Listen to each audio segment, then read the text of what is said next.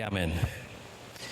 Quiero leer un pasaje que se encuentra en la carta a Tito, capítulo 2, versículos 11 al 15, en la palabra del Señor. Y veo la vida de una forma distinta desde que conocí al Señor, desde que vine a Cristo. Veo una vida ya, y mi vida, no como algo que es un accidente, como le decía a un joven que estuvo en mi oficina esta semana. No somos accidentes, no estamos aquí por casualidad. Tenemos una misión y veo la vida diferente como una jornada que camino ahora con Jesús. Y eso hace una gran diferencia en cómo vivo y cómo me conduzco. Hace una gran diferencia en cómo disfruto también la vida que Dios me ha dado. Y dice la carta a Tito, capítulo 2, versículos 11 al 15, de la siguiente manera, porque mientras nos movemos y caminamos en fe, miramos lo que nos dice la palabra del Señor. Dice: en verdad Dios ha manifestado a toda la humanidad su gracia, la cual trae salvación y nos enseña a rechazar la impiedad y las pasiones mundanas. Así podremos vivir en este mundo con justicia, piedad y dominio propio, mientras aguardamos la bendita esperanza, es decir, la gloriosa venida de nuestro gran Dios y Salvador Jesucristo. Él se entregó por nosotros para rescatarnos de toda maldad y purificar para sí un pueblo elegido, dedicado a hacer el bien. Esto es lo que debes enseñar, exhortar y reprende con toda autoridad, que nadie te menosprecie, dice el apóstol Pablo a Tito, y que Dios añada bendición a su palabra que hemos leído. Un pastor narraba que él era el menor de 4 hermanos, y como cuando tienes hermanos mayores, ¿verdad? Generalmente los 4 hermanos tuyos estudian primero en la escuela, y si es la misma escuela y no te mudas, pues ya te conocen tu familia.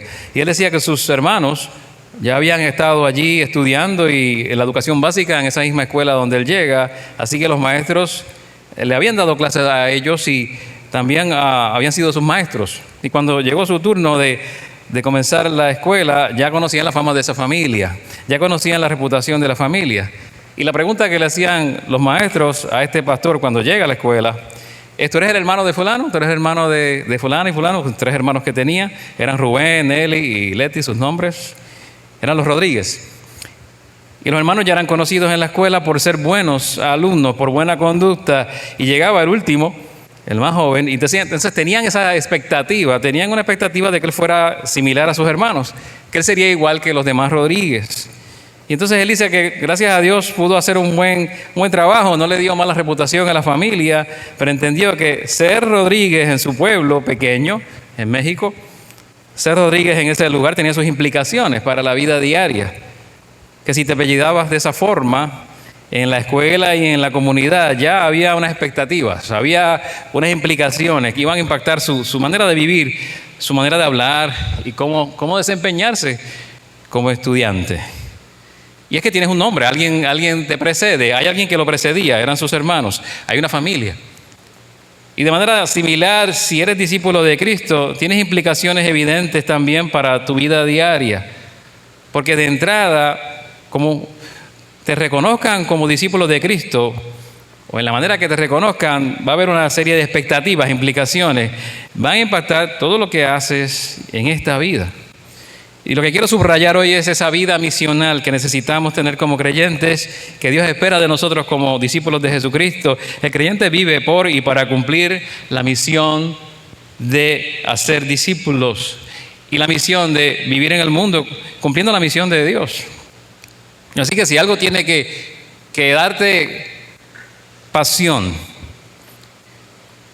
si algo tiene que apasionarte en tu vida, es el cumplimiento de la misión que Jesús te da de ir a ser discípulos a todas las naciones. Un discípulo de Jesús le interesa la ciudad, como que estaba leyendo unos libros recientes de Timothy Keller, o le interesa la nación, le interesa los vecinos, le interesa todo lo que ocurre alrededor, la comunidad. Un discípulo de Jesús está en misión todo el tiempo, en toda conversación, en toda acción, en toda decisión y en toda relación. Eso te hace discípulo. La vida misional no se trata de hablar del Evangelio solamente, no solo hablar de Cristo, sino también, sobre todo, de estar viviendo el Evangelio de Cristo. Una vida centrada en el Evangelio. El cristianismo no es solamente ese cúmulo de creencias, pensamientos teóricos. Es más que nada un estilo de vida que se funda en la palabra del Señor. Está fundamentado en la palabra del Señor.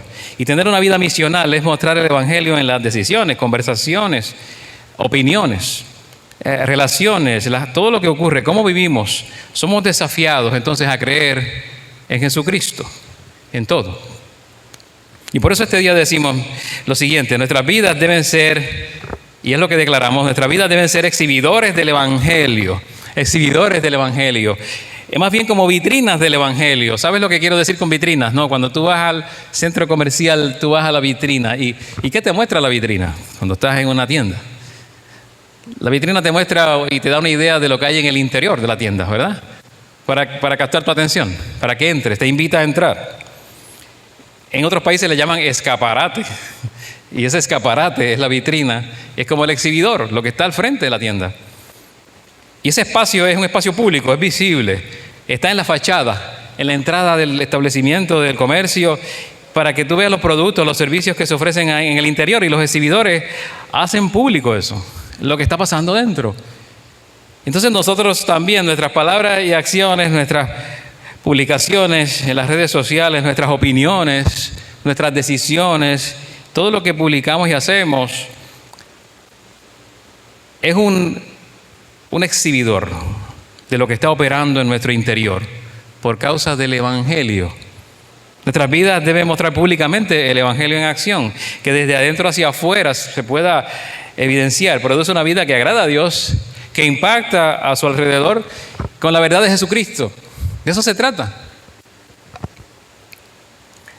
Esta semana meditaba, ¿qué es lo que nos distrae tanto de cumplir la voluntad de Dios, la misión de Dios? ¿Habrá algo que nos distrae en esta hora? ¿Habrá algo que nos está distrayendo de ser discípulos de Jesús? Puede ser que sí. Algo que nos distrae de la misión principal. Tener una vida misional es bien importante. Y es en el diario, es en lo que haces cada día. Hay un joven que se narra la historia de este joven, es algo real. Estaba empezando a conducir, y cuando tú aprendes a guiar, tú tiendes a chocar con todas las esquinas, ¿verdad? Los cajos cuadrados los ponemos redondos. Y pobres bumpers, ¿verdad? De rayarse por todos lados. Y se nota que estás empezando aquí a conducir, porque están los rayazos y los guayazos de diferentes colores. Amarillos con los muros, esos amarillos que hay en la calle, enganchándose donde quiera, o del color de otro carro. Y este estaba empezando a conducir, este joven, ¿no? Tenía cierto grado de inexperiencia, y en el estacionamiento le da otro vehículo que estaba allí estacionado. Entonces nadie lo vio, que él le dio ese vehículo. No había cámaras, ni había un guardia, no había vigilancia. Y él pudo haber seguido de largo y no hubiese pasado nada aparentemente. Pero lo que hizo este joven fue que se quedó esperando a que el dueño del otro carro apareciera para reconocer el daño que había causado, asumir la responsabilidad, ponerse de acuerdo con el propietario para la reparación del carro. Y cuando el padre de ese joven llegó, porque todavía era menor para algunas cosas, el propietario del auto le dice: Señor, yo quiero felicitarte porque has criado un hijo excelente. Esto es una acción que ya no se ve, eso no se ve en nuestros días, que la gente sea así de responsable. Y es el estilo de vida de un verdadero discípulo de Cristo, que se muestra en cosas como esta, que a veces es algo raro. Podemos estar viviendo de manera que a la gente le parezca extraño y diferente a un mundo que se opone a la verdad. Pero es precisamente a lo que somos llamados, a vivir de una manera distinta, un estilo de vida que muestre como un exhibidor esa vitrina, el Evangelio de Jesucristo mostrado en lo que hay en el interior. Es necesario que lo hagamos como dice el Señor Jesús: hagan brillar su luz delante de todos, para que ellos puedan ver las buenas obras de ustedes y alaben al Padre que está en el cielo. Si hubiese más vidas así consagradas y vidas misionales en el mundo, la gente vería la diferencia del Evangelio de forma más clara. Un joven que hablaba conmigo esta semana, a quien le comenté esto de que yo veía la vida de forma distinta y no como un accidente, me decía, cuando le hablé de la iglesia, me decía: yo no voy a la iglesia porque la iglesia lo que quieren es quitarle el dinero a la gente. Y esa es la opinión de mucha gente afuera, lamentablemente. Es una opinión errada, quiero señalar. Es una opinión equivocada, no es la verdad. Habrán algunos que se lucran, pero la gran mayoría, y yo me atrevo a decir que un alto por ciento, si no más de un 90%, no están para eso, están para servir al Señor. Pero la gente toma un ejemplo fuera de contexto Un ejemplo que es público, un ejemplo que salió en los titulares y no es que todas las iglesias les interesa más que el dinero, o las personas de cierta teología. Pero no se trata de eso el Evangelio. Es para que nosotros brillemos en el mundo y para que la gente vea que hay algo que nos ha transformado. Y las vidas misionales llevan ese mensaje, vivir de la manera que siempre el Padre Celestial sea honrado, sea alabado, sea glorificado por la manera en que vivimos en este mundo. Que cuando Él entre en escena, le digan de alguna manera: Señor, está haciendo un maravilloso trabajo con sus hijos. Cosas como estas ya no se ven en nuestros días, como dijo esta persona. Cuando entramos en escena, que se diga eso. Y yo creo que miremos esta carta y estas instrucciones de Pablo a Tito, en la epístola a Tito, unas instrucciones de su hijo en la fe y compañero en el ministerio, que había dejado en Creta para poner en orden las cosas. Y resulta que en Creta habían llegado más de uno, falsos maestros que estaban enseñando un evangelio diferente, que se alejaba de la verdad. Pero no era un asunto teórico solamente, eran un evangelio falso que se reflejaba en la manera de vivir de los creyentes de Creta. De tal forma que había que corregir esto, había que hacer una corrección con el verdadero evangelio, que no se trata de conceptos bonitos. Yo escucho mucha gente diciendo conceptos bonitos y predicaciones que parecen bonitas, pero si no hay cambio en el estilo de vida, en la manera de ser y en la vida diaria, entonces esos mensajes son vacíos. Y si no son el evangelio que transforma, es otro evangelio. Y a veces es muy sutil. Nos dice que creas en ti mismo, cuando la Biblia nos dice eso.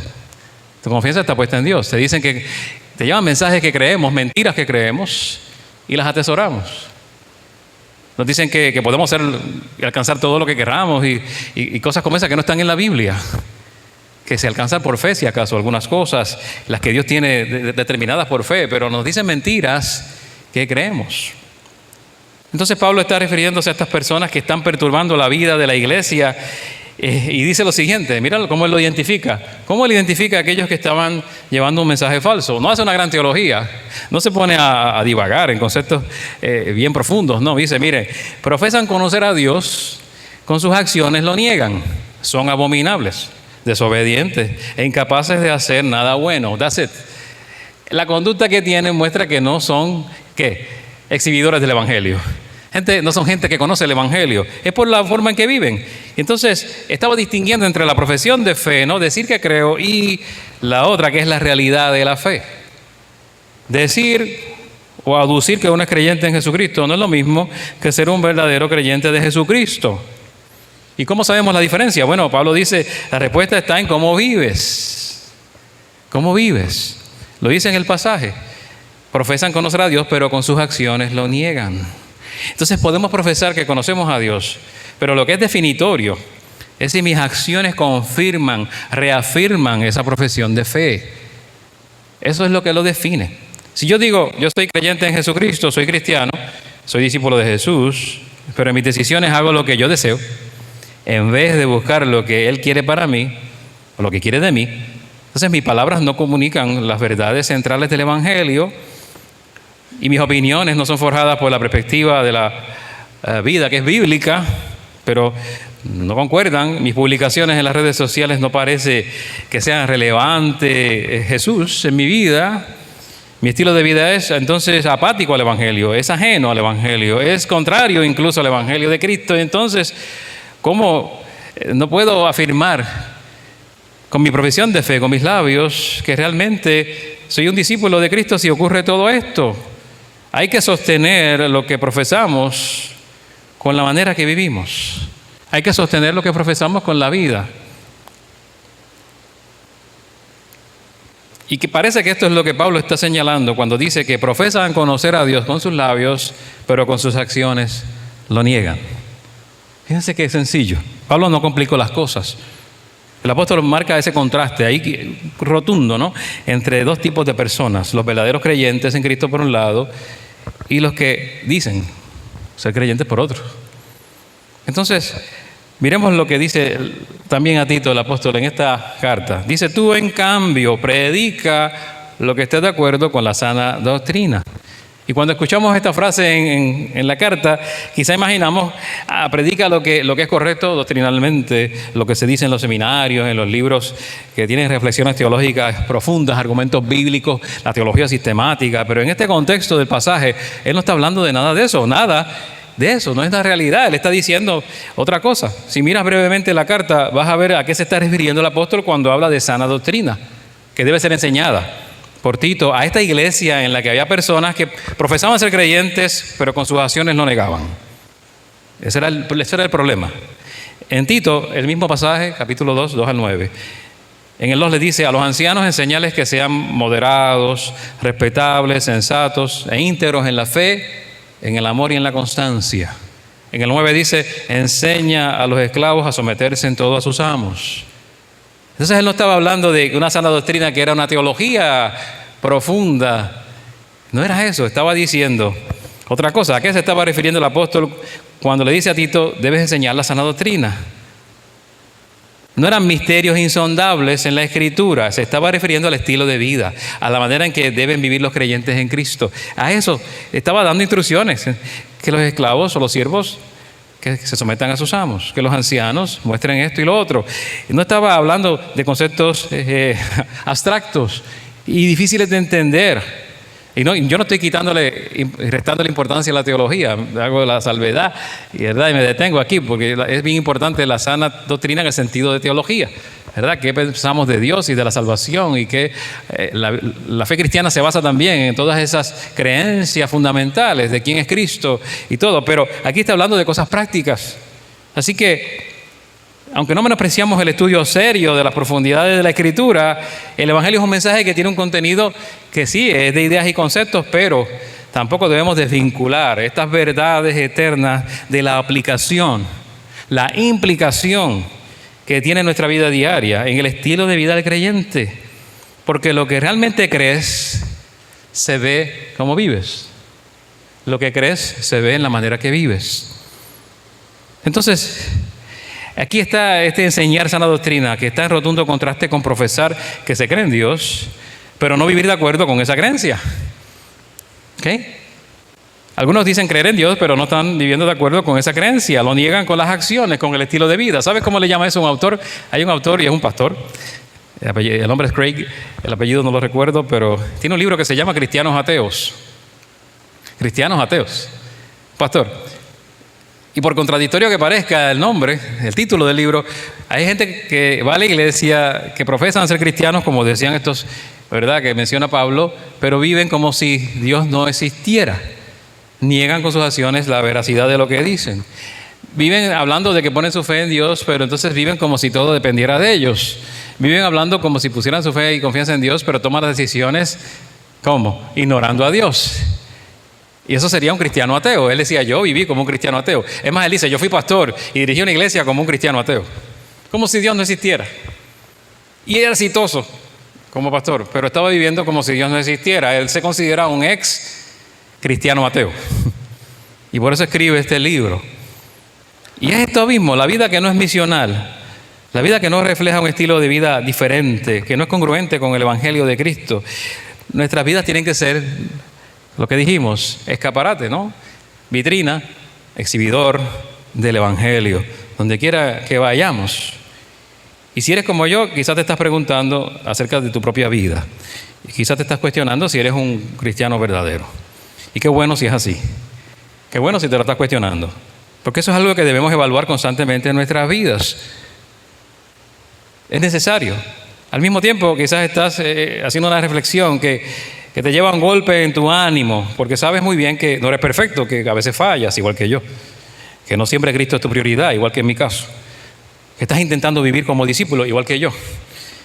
Pero nos queda mucho camino por recorrer. La vida es, dijimos al principio, un camino. Es una jornada. La caminamos con Jesús. Entonces, en ese caminar y transitar, vamos aprendiendo y vamos decidiendo. Entonces, este tipo de pasaje en Tito nos recuerda el Evangelio para enfocar nuestras vidas, seguir creciendo en nuestra imperfecta, pero perfectible vida misional. Es imperfecta, pero que se puede perfeccionar en nuestro caminar y en nuestro andar, que puede ir hacia el crecimiento a mayor entrega, a mayor humillación delante de Dios, que puede ir hacia la meta que Dios tiene para nuestra vida. Ese es el propósito de Dios, no que nos quedemos estancados. Fuimos salvados también para crecer y para ser transformados, para madurar. Tito 2:11 nos dice, en verdad, Dios ha manifestado a toda la humanidad su gracia, en el verso 11. Y esa es una palabra bíblica que da sentido a todo lo que no tiene sentido. La gracia da sentido a todo lo que no tiene. Quiero que pienses en la gracia en un momento. Es una palabra bíblica bien importante, porque lo que es imposible para nosotros, los seres humanos falibles e imperfectos, es posible solo por la gracia de Dios. Y si entiendes eso, entiendes mucho de la gracia. Lo que yo no puedo hacer, lo que es imposible para mí, Dios lo puede hacer. Y eso es gracia. Precisamente, cuando hablamos de gracia divina, ¿de qué estamos hablando entonces? Gracia es ese atributo del ser de Dios por el cual nos da toda bendición, no porque la merezcamos, sino porque Él se complace en dar con amor y para su gloria. Con amor y para su gloria. Es el atributo de Dios, por el cual nos da muchas cosas, muchas bendiciones, sin que nosotros merezcamos ninguna. Entonces, cuando Dios da algo por gracia, podemos encontrar muchas cosas. Dios es quien asume la cuenta. Él asume la cuenta por mí, no tengo que pagar yo. Segundo, no tenemos mérito alguno para obtener nada de parte de Dios, ni ninguna bendición. Tercero, no lo merecemos. Y lo sabemos. Cuarto, no tenemos ni el más mínimo espacio para jactarnos. Toda la gloria es de Dios, cuando las cosas llegan a nuestra vida por gracia. Y cuando reconocemos que vivimos en la gracia, no tenemos que jactarnos de nada. La gloria es para Dios siempre y no para nosotros. Y si vivimos así, vivimos entendiendo un poquito más la gracia. La gracia es la respuesta, es la solución de Dios para la humanidad nuestra, imperfecta y pecadora. Pecadora. Énfasis en pecadora, que ya no se menciona esa palabra. Ahora mucho de lo que era pecado ahora es normativo. Bueno, pero la gracia es lo que se ha manifestado, según el apóstol, a nosotros los seres humanos necesitados de perdón y de transformación. No nos dejemos engañar por la sociedad y la cultura. Ahora todo es lindo, aunque no lo sea, y todo es bueno, aunque no lo sea, y todo es aceptable, aunque sea pecado. Y la iglesia tiene que ser clara en esto. Tiene que ser clara en esto. Para evitar ceder, para evitar en cierta manera violentar sus propias creencias. Se nos dice que el primer fruto de la manifestación de la gracia de Dios es la salvación. ¡Qué bien! Y el que necesita salvación es alguien que está como nosotros, que va hacia la catástrofe. Lo que está diciendo la Biblia es que nosotros vamos siempre hacia la catástrofe, a menos que la gracia de Dios nos alcance y llegue a nuestras vidas. Todos los que estamos aquí esta mañana, los que no están, y los que están virtual si lo están, vamos hacia la catástrofe total. Sin Cristo, sin la gracia. ¿Okay? Todo aquel que está absolutamente inhabilitado para salir por sí mismo de su problema, eso somos nosotros. Y la gracia es la que nos saca de allí. Así que el problema más grande es el pecado, y por eso necesitamos ese Salvador, Jesucristo. Y personas como yo, necesitan ese Salvador Jesucristo. Personas como tú también, porque necesitamos a alguien que nos rescate. Dios manifestó su gracia en la vida, en la obra de Jesucristo. Llevó nuestro castigo. Merecía yo mi castigo por mi pecado. Él pagó la deuda. A través de la muerte y la resurrección nos reconcilió con el Padre. Y fue derramado abundantemente el Espíritu Santo en nuestros corazones, y su amor que nos regenera y nos va renovando de día en día, y todo esto es por gracia. Esas son las verdades que creemos. No es una automejoría, no es que yo voy a ser más excelente cada día por mi fuerza, no es que yo pueda alcanzar todo lo que quiera, es la gracia obrando en nosotros. Si no predicamos esto, predicamos un falso evangelio, como los que estaban en Creta. Y es decir, a personas que no merecían nada y no lo merecen como nosotros. Ahí llegó la gracia de Dios. Y todo esto puede incluir a gente que es necia, desobediente, extraviada, maliciosa, esclavos en el pecado, envidiosos, detestables, llenos de odio. Ahí llega la gracia. Todo eso.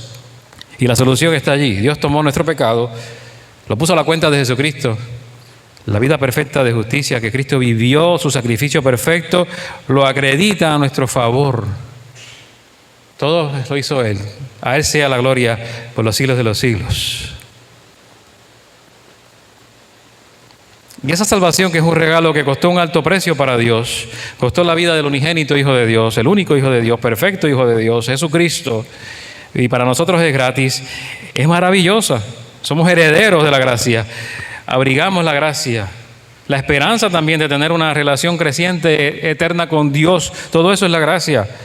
Eso ha traído la gracia, salvación. Pero la buena noticia no se queda allí. Todo eso es buena noticia, todo eso es buena nueva. Pero no se queda allí, hay más. Y eso es lo bueno con Dios, siempre hay más.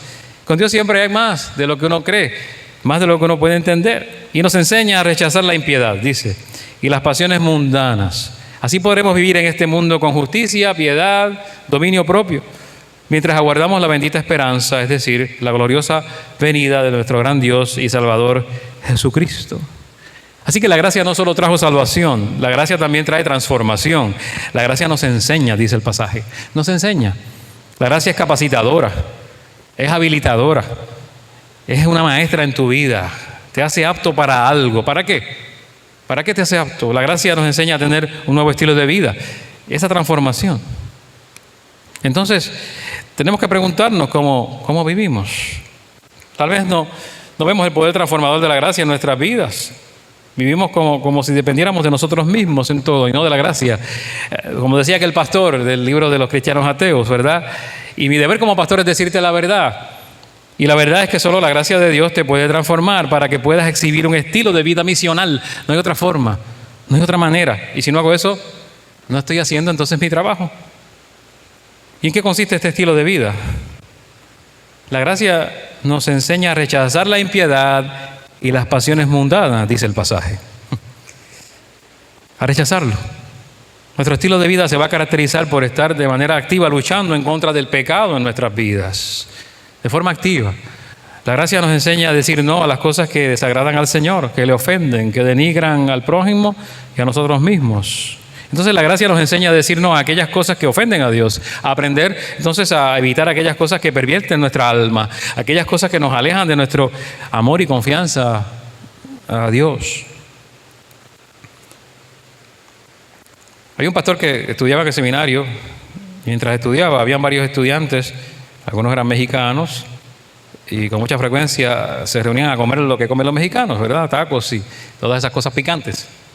Pero tenían un compañero japonés que le gustaba andar con ellos y comer con ellos. Y un día estaban comiendo en la casa y alguien puso chiles jalapeños en el centro de la mesa. Y el japonés no esperó instrucciones, ¿verdad? No esperó instrucciones de nadie de cómo se debía comerlos y no sabía. Así que estiró la mano, tomó un chile de esos y se lo metió en la boca completito.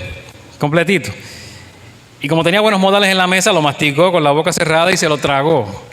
Pero podías ver las lagrimitas bajando por los cachetes. Y podías ver cómo le cambió de colores la cara. Y podías ver la reacción química en su cuerpo. Y en ese día aprendió esa lección, porque seguía caminando con los mexicanos, seguía comiendo tacos con los mexicanos, pero aprendió a abstenerse de los jalapeños. Yo me abstengo de los jalapeños. Camino con ellos, pero no hago todo lo que ellos hacen. Porque no me conviene en ese momento, por lo menos no estaba acostumbrado. Y nuestro estilo de vida misional, lo que nos enseña la gracia, consiste primeramente de quizás abstenernos de aquellas cosas que no son buenas para nosotros. Quizás a usted le gusta el jalapeño, eso no es problema, pero cuando caminamos en el mundo con más personas, ¿qué cosas tengo que dejar de hacer? Que ofenden a Dios, que nos perjudican para crecer en la fe, aunque vivamos en un mundo que se caracteriza por ofender a Dios y vivir en contra de Dios. Y este estilo de vida misional que nos enseña la gracia está transformándonos no solamente consiste en decirle no, es también decirle que sí a unas cosas. No solo es decirle que no a aquello que no le agrada a Dios, también decirle que sí a las cosas que Dios quiere para nosotros, a todo aquello que glorifica y anuncia las virtudes de aquel que nos llamó de las tinieblas a su luz admirable. La Escritura dice que la gracia nos enseña a vivir en este mundo justa, piadosa y controladamente, mientras aguardamos la venida del Señor, la esperanza bienaventurada que tenemos en el Señor. Esa es la manera en la que vivimos, buscando hacer buenas obras de rectitud que reflejan el Evangelio de Cristo. Entonces son las dos cosas: un no a lo que me aleja de Dios, un sí a todo lo que va a hacer virtud en nuestras vidas y va a hacer una obra de rectitud en el Evangelio de Cristo. Y eso lo hace la gracia, no nosotros. Trae salvación y nos ayuda también a vivir conforme al carácter de Cristo. Va a forjar esa vida misional en nuestra vida, esa vida misional en nuestra manera de conducirnos. Y Tito lo resume así: Él se entregó, Jesús, Él se entregó por nosotros para ser un pueblo rescatado de la maldad y elegido para dedicarnos a las buenas obras. Lo que está Jesús anunciando en el Evangelio es la misma gracia de Dios que nos salva y nos transforma, y hemos sido salvados, rescatados de la maldad, hemos sido elegidos para vivir en buenas obras. Este es nuestro estilo de vida: rescatados y elegidos para algo que agrada al Señor. Rescatados por gracia del pecado y la maldad y elegidos para vivir dedicados a una vida en misión que proclama el Evangelio, no solo con palabras, sino sobre todo con la manera en que vivimos. Y esas sí son buenas noticias para el que aún no ha creído. Hay cambio. Los que están desanimados, los que se sienten limitados, los que tienen un mundo quebrantado en su interior, los que saben que su vida está rota, tiene ahora la oportunidad, y tiene la oportunidad de ver el exhibidor de la gracia que somos, de la gracia de Dios anunciada en el Evangelio con nuestra vida misional. Entonces hay que aprender a rechazar cosas y también aprender a hacer aquellas que le agradan al Señor. Y si te falta dominio propio en tu vida, entonces dependes de la gracia. Tienes la gracia del Evangelio. Si has causado dolor a otras personas, la gracia está allí para transformarnos y hacer toda la obra para la gloria de Cristo. Eso es lo que hace el Evangelio. Y si el orgullo nos está haciendo daño, podemos pedir perdón por nuestras faltas cometidas. Entonces la gracia trae salvación, perdón, transformación. Y Dios es glorificado en todo esto a través de tu vida misional. Y cuando personas rebeldes, extraviadas, maliciosas, envidiosas, odiosas, ahora procuran con diligencia hacer todo lo contrario, se convierten en todo lo contrario, entonces el Evangelio de Cristo es proclamado completamente. El Evangelio de Cristo es proclamado con esposos y esposas que aman a sus parejas y sus cónyuges, con personas pacientes, amables y perdonadoras y perseverantes, con hijos que obedecen a los padres y respetan las autoridades, con padres y madres que dan ejemplo de estándar moral a sus hijos, personas que están dispuestas a servir a los demás, ciudadanos que respetan las autoridades, trabajadores que cumplen con sus responsabilidades, personas que consideran a sus empleados más que a las ganancias cuando tienen empleados, vecinos que se preocupan por la comunidad, y Dios es glorificado cuando creemos en Él realmente. Dios es glorificado porque vivimos ocupándonos en buenas obras. ¿Por qué? No porque seamos buenos, sino como respuesta a la gran misericordia y al amor de Dios, a la gracia de Dios que nos amó primero y entregó a su Hijo Jesucristo por nosotros cuando éramos sus enemigos. Y el mundo necesita hoy cristianos así, que seamos eso, vitrales, seguidores del Evangelio, vitrinas, ¿sí?, donde la gente pueda ver nuestras convicciones profundas en nuestra vida. Esa vida misional viene por el Evangelio, llega a nosotros por la gracia y da gloria a Dios.